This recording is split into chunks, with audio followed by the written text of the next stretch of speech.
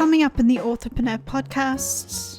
So if you're new and you're listening to these episodes, just start with the basics. Understand that you write a novel in scenes and everything in that scene comes out of the point of view of one character. So the description of setting, everything that happens is really happening from the character's point of view. They don't know the motive of another character, but we tend to assume a lot of things, don't we? We sort of think this person must be doing this for this reason, even though we don't actually know. We're just sort of judging it based on our own worldview and what we know of the person, if we know them. And sometimes we make snap judgments about people we don't know, and we learn that they're right or wrong later at a later stage. And point of view is similar.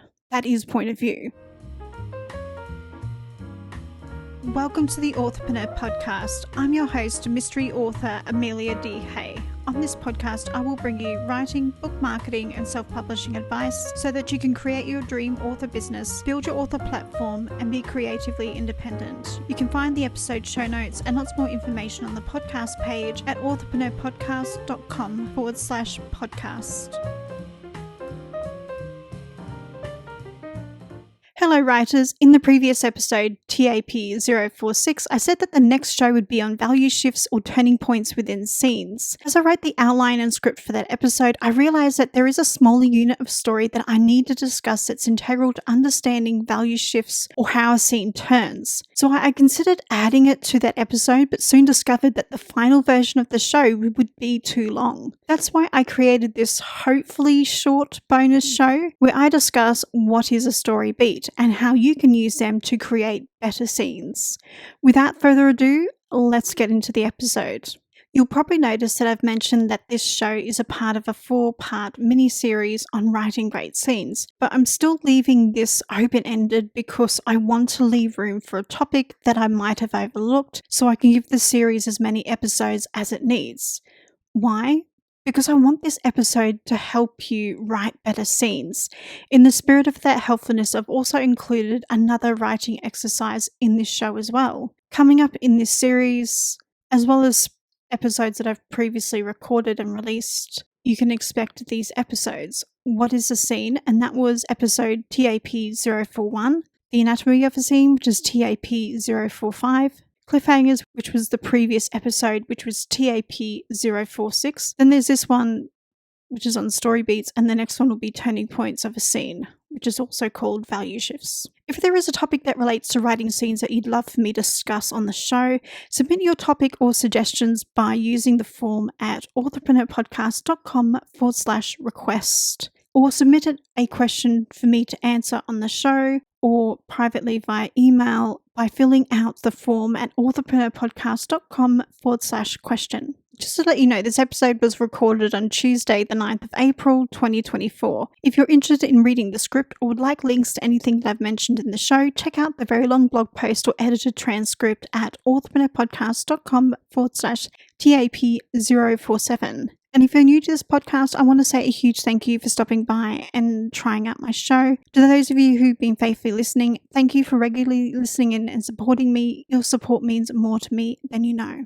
So I wanted to start this episode off with discussing the basics of story beats. The term beat comes from screenwriting. This is how I first learned the topic. Back in 2011, I started writing screenplays and I came to the understanding that the word can be used in two ways. Firstly, there's the term beat that you see encapsulated by parenthesis, usually on a screenplay. Essentially, this is a pause within dialogue. A beat is also used more recently by writers within the screenwriting space in reference to plot points. Especially if you read Save the Cat, they talk about the plot point. They use the term beat in reference to plot points. When I first heard this, I thought, why not use the term plot point? Why add unnecessary confusion into the mix of information out there? In this episode, I'm not discussing the kind of beat that's confused with overarching plot points within greater story structure. The third type of beat is a smaller moment within a scene. When an actor prepares for a role, it's these moments within scenes where they will do a lot of preparation for the role. And these moments usually contribute to the turning of a scene. I realize that not everyone will want to go back and listen to the previous episodes. So for the sake of clarity, let's share a few definitions so we're all on the same page. What is a chapter? A chapter is a tool to help control the pacing of a story by grouping together one or more scenes. Chapters can be as long or as short as they need to be, provided that the chapter has a page-turning effect on the reader. That's what matters most, the reader experience. If a chapter is a tool, then what is a scene? A scene is a unit of story that takes place in a specific location and time. If one of those things changes, you have a new scene. If you want to know more about scenes, check out episodes TAP041, TAP045, and TAP046. Links to these episodes can be found in your show notes of your favorite podcasting app, and in the event that I run out of room, all of these links can be found on the blog post at authorpreneurpodcast.com/TAP047.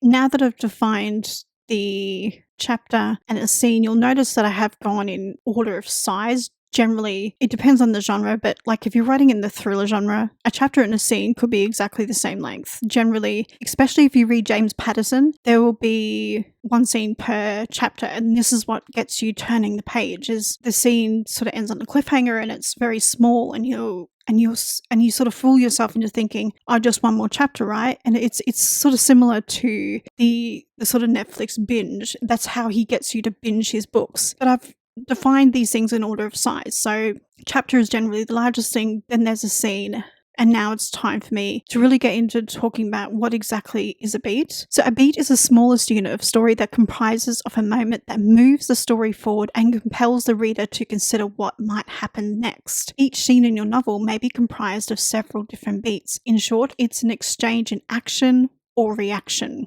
Now that we're all on the same page, you must be wondering how story beats relate to outlining. When I used to outline my novels, I outlined every scene because this is the type of outliner that I was. As I brainstormed ideas for the scenes, I wrote out the important beats. These beats then allowed me to block the scenes, which is another film term and relates to how a director decides the way the actors move around the set during filming. Because Actually, there's a really good video where Rian Johnson actually breaks down how he filmed particular scenes for the very first Knives Out film, which I guess the series is named after the character. He definitely refers to them as a Benoit Blanc film, but everyone just calls it Knives Out 1, Knives Out 2. But he really does talk about this in terms of where he wants even the actor to look. So does he explain it that way? He sort of talks about how he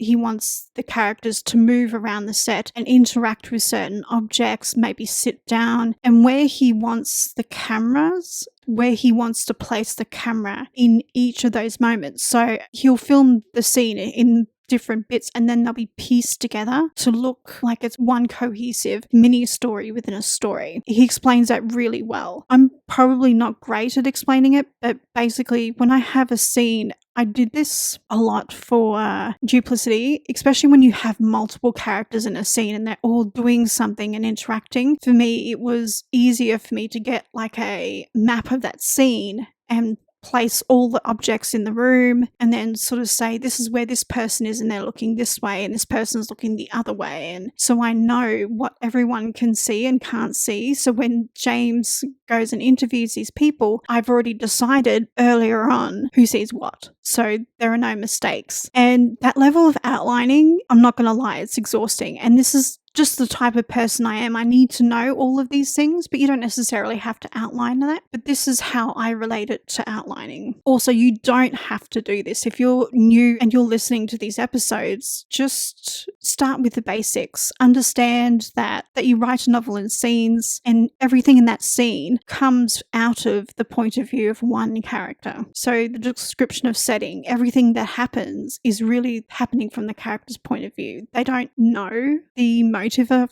another character, but we tend to assume a lot of things, don't we? We sort of think this person must be doing this for this reason, even though we don't actually know. We're just sort of judging it based on our own worldview and what we know of the person, if we know them. And sometimes we make snap judgments about people we don't know, and we learn that they're right or wrong later at a later stage. And point of view is similar.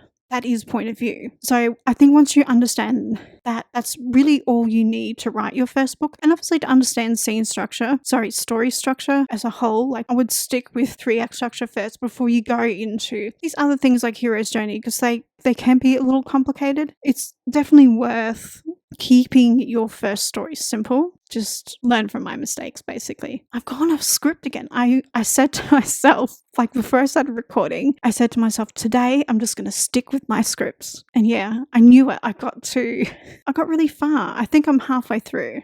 Yeah, I got halfway through and I went off script. As I considered whether to use examples of beats in popular fiction, I decided to use my own work. The decision was made not because I believe I'm an amazing writer, but it feels wrong to break down a scene from another author's work without their permission. You get it? It didn't feel right for me. So I'm just not doing it. And also I sort of feel like I've listened to a few other podcasters talk about other writers using their own work in when they talk about writing. And some of them have really sort of pessimistic viewpoints on why people do this. I'm doing this because it isn't okay to publicly criticize another author's work, especially if you're a writer, because you don't know. You weren't there when it was written, unless you're co-writing something. You weren't there when it was written. So it's just your opinion on how someone could have written the scene. And it just doesn't sit well with me. So I'm just not going to do it. I want to use my own work because I know what I did when I wrote it.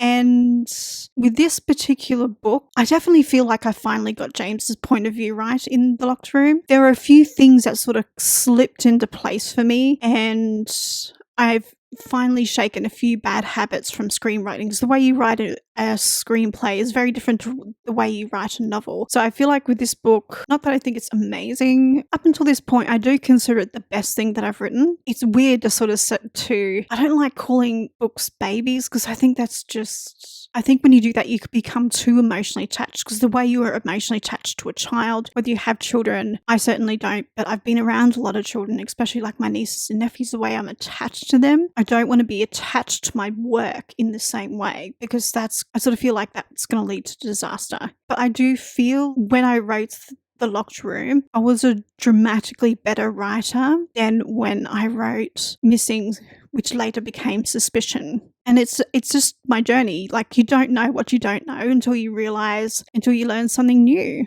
It's just, I know that's very obvious, and I've gone on another tangent. I really am trying to stay on track. There are 5 beats in the opening scene of my amateur sleuth mystery novella, The Locked Room. And I'm choosing this because it's in the look inside. Yeah, I don't know why I paused to consider that. It's in the look inside on the ebook retailer platforms. So if you want to see it for yourself, you can. There are other elements in the scene, like setting description, point of view, character thoughts, and character development, but I just want to focus on the beats for now. Technically, those other elements are beats within a scene, but I want to keep this example simple for now and not go into the scene and sequel structure of a scene. So the first beat is James is leaning over his steering wheel in awe of the grounds of Clovervale Hall, idling in the middle of the driveway in his car. Further down the page, a grey cat waltzes across the driveway in front of his car, and James slams his foot on the brake pedal. Next, the cat jumps onto the bonnet of his car and sits down. James decides not to wait for the cat to move and gets out of the car and picks the cat off his bonnet. By the way, for those of you who are in America, the word bonnet is a very British word, and it's basically the hood, the front part of the car, the hood, the thing that pops up and reveals the engine underneath. That thing. So I think it's called the hood. I think you guys refer to that as a hood. Towards the end of the scene, another character overreacts to James and his car idling in the driveway as he's bringing the cat back to his car. Next, James continues to drive towards Clovervale Hall, admiring the grounds along the way. So the 6th beat, there's 6 beats. Sorry. Oh, I can't count. You'd never know I worked in finance. It's just scary. James parks his car and stares up the walls of the English manor house, and the owner of Clovervale Hall knocks on the passenger window of his car and excitedly points at the cats. So if I outlined that scene before writing it, those story beats would appear in the scene description portion of my outline spreadsheet. I guess by now you're wondering, how does this look on the page in draft form? Well, let's take a look at the third beat in my opening scene. If you've heard something useful in this episode that was helpful to you and you'd like to support the show, then buy me a coffee for as little as $2 at buymeacoffee.com/author80hey. So from memory, I believe the fourth beat in my opening scene is a short one, and it's okay for your beats to be of varying sizes. So let me read this story beat for you. I will also point out, I wrote the locked room into the dark and the cat wasn't in the first pass. So when you write something into the dark, I had a story. I wanted to write a locked room story where someone dies behind basically a locked door in a room, and it's not really easily explainable how this person would have died. So, and that's all I had. There was a character who was in Duplicity, and I briefly mentioned that this character had turned his English manor house into a bed and breakfast, and James was there and he wrote a review on the opening, and I thought, oh, what if someone died there? And I created this locked room scenario, and this is that's all I knew. I had two characters. I didn't even know who died. It wasn't until the end of that first scene that I realized who was going to die. Was it the end of that scene? I think it was, I think I sort of reached the midpoint and realized who was going to die, and then I had to go back and add things. So one of the things I added, I was writing this at the same time. I was doing a locked room course with Dean Wesley Smith. I also did the writing into the dark one, and I think I was also doing a course on depth, not all at the same time, but I'd done those two, and then I'd gone on to do the depth in writing around the time when I wrote this. So I think one of the prompts was a scene. I had to put a cat in a scene. And I thought, you know what? This is what this scene was missing. Not that I thought it was missing something, but I thought, yeah, you know what? I'm going to put a cat in here. And so I went in and I added the cat. This cat wasn't in the first sort of pass in this scene. I went back, and part of writing in the dark is you add in more depth to the story and you cycle through the book in that way. Also decided who was going to be the victim in the murder mystery towards the midpoint.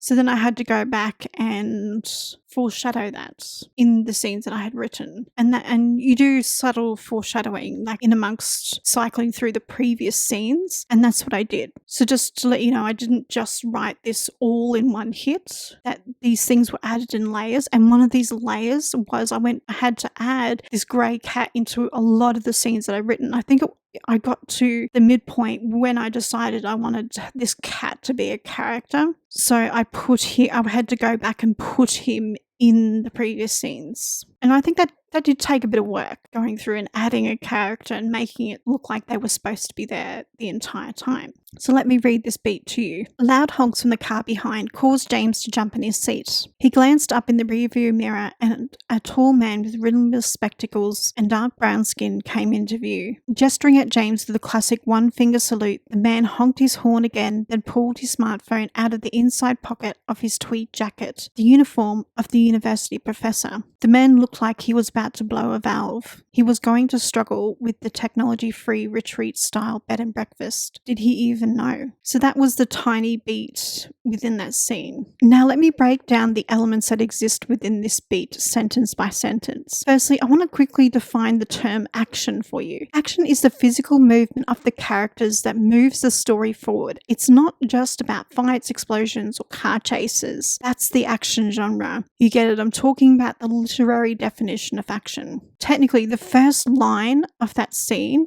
is action, and it reads like this. Loud honks from the car behind caused James to jump in his seat. And the next phrase is also considered action as well. He glanced up into the rearview mirror. Next we get description, and it's of the other character. And a tall man with rimless spectacles and dark brown skin came into view. So next we have description, and I'm considering this description because James isn't taking this action. He is observing somebody else doing something, and he's describing it from his point of view. Like if this character was the point of view character and they were doing this, I would call this action. I might be wrong, but this is how I understand it. So in this next section, I would describe as description as well. So gesturing at James with the classic one-finger salute, the man honked his horn again, then pulled his smartphone out of the inside pocket of his tweed jacket. The uniform of the university professor. That last section, the uniform of the university professor, I could call that point of view. Actually, technically, that is point of view. Next, we have another section of point of view. The man looks like he was about to blow a valve.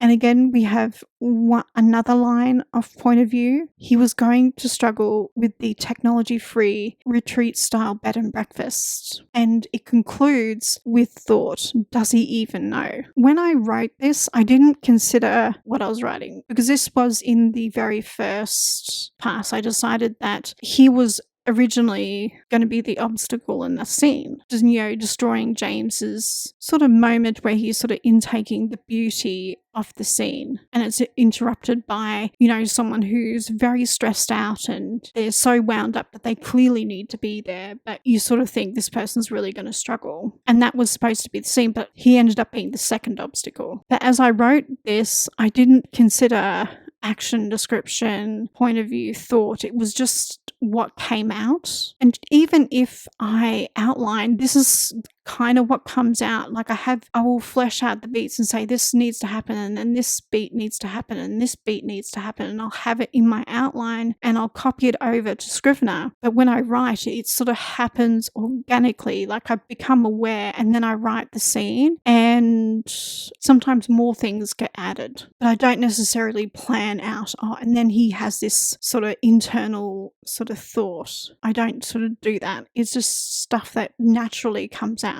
when I slip into his point of view. So I thought it might be helpful if I fleshed out another story beat within that scene. The second beat in my opening scene is essentially an obstacle thrown in James's path, preventing him from achieving his goal. And it's not his larger story goal, but his goal for that scene. His only goal for that scene is to reach the bed and breakfast because he needs to write a story. He wasn't supposed to, but it's how it's worked out for him in this particular story. It's not that much longer than the fourth beat, but it's around 119 words in length, and it goes something like this. Lifting his foot off the accelerator, James inched his car along the drive. Gravel crunched underneath the tires as he soaked in his new surroundings. Out of nowhere, a fluffy, grey, English short-haired cat sauntered across the beige stones as if it had not a care in the world. James slammed his foot on the brake pedal as he watched the feline display a rebellious distaste for order and the rules. The cat was clearly French and out of place in a world where the queue was everything. Pausing in the middle of the driveway, the cat glanced up at him with an innocent expression in its bright yellow eyes. With his heart pounding, James shook his head. Now let me break down the elements that exist within that beat, sentence by sentence, just like I did with the example before. So the first sentence is essentially action. Lifting his foot off the accelerator, James inched his car along the drive. Next we have description, the gravel crunched underneath the tires. Next there's action as he soaked in his new surroundings. Then there's the description of the cat sauntering out in front of him. So out of nowhere, a fluffy grey English short-haired cat sauntered across the beige stones.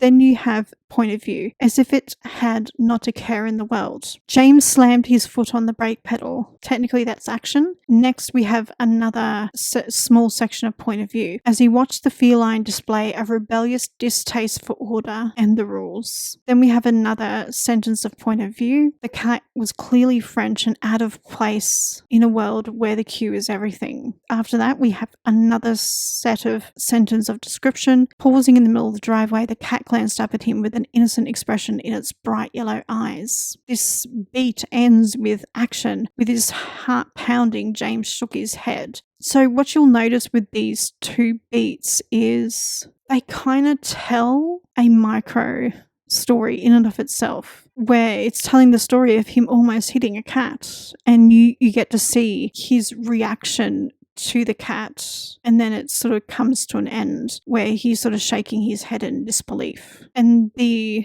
first example, it starts off with the other character honking his horn and causing James to jump, and he's introduced to this person for the first time. Like, they don't have a conversation, but he learns a lot about this person, and he sort of has this thought after he sees this person interact with him from a distance. He has this sort of moment where he's sort of wondering, how is this person going to cope with the type of bed and breakfast that they're going to? Like, he's clearly been invited, and he's sort of wondering, does he even know that he's not going to have internet access? And he is facing this, and it's almost like it's a mini story in and of itself within a story. And I wanted to explain what this was to, what a story beat was. It's because these moments turn a scene.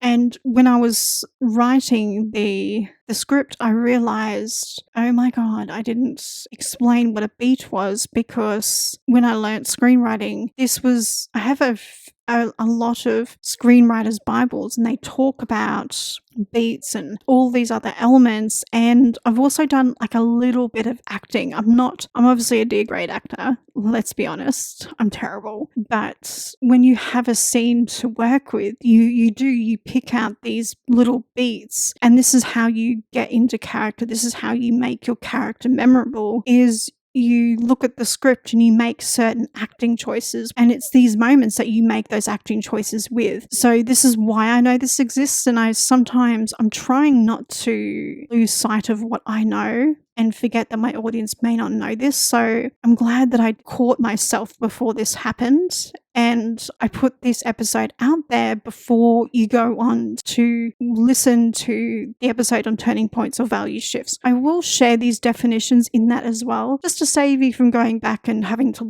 listen to this again, because it's clearly going to be longer than what I thought. And now it's time for the writing exercise. So pull out your favorite novel and choose 5 scenes that pulled you in the most. Just a side note, you can also use the novel you're currently reading, but only if you love it, because you don't want to dissect something you don't particularly appreciate. I don't know why I felt the need to over-explain that, but I did. So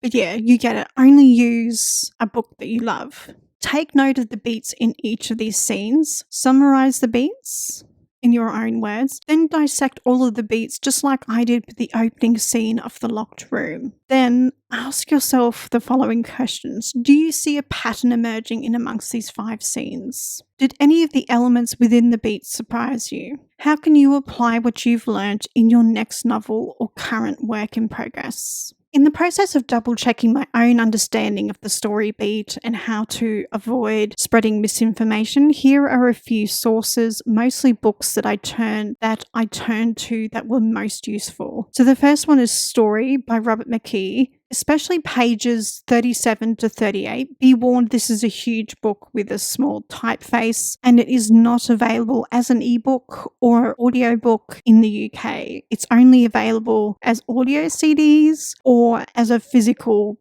Yes, so it's this one. Robert McKee does do a in-person workshop, and it is a tough workshop, but it's worth going, because he does this. I've heard he does a really good breakdown of Casablanca, and it's definitely worth going for that, apparently. But I've never been, partly because I don't live in America, and I sort of feel like it might be pricey. Just going to take a stab in the dark and suggest that, but I'm assuming it is. And this is what I mean by this. The font is little.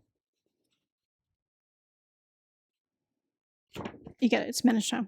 Like, I'm trying not to destroy the spine, but I'm rather doing that unsuccessfully. So the next is Plot and Structure, Techniques and Exercises for Crafting a Plot That Grips Readers from Start to Finish by James Scott Bell, specifically Chapter 7, which talks about scenes and does some amazing breakdowns, which inspired me to do the same in this episode. Lastly, there's Story Grid by Sean Coyne. This book is a terrific resource, but it's worth pointing out that I found this technique a little overwhelming. But you may not. For me, it was just too much information. There were too many moving parts. There were lots of labels for things, and I couldn't cope.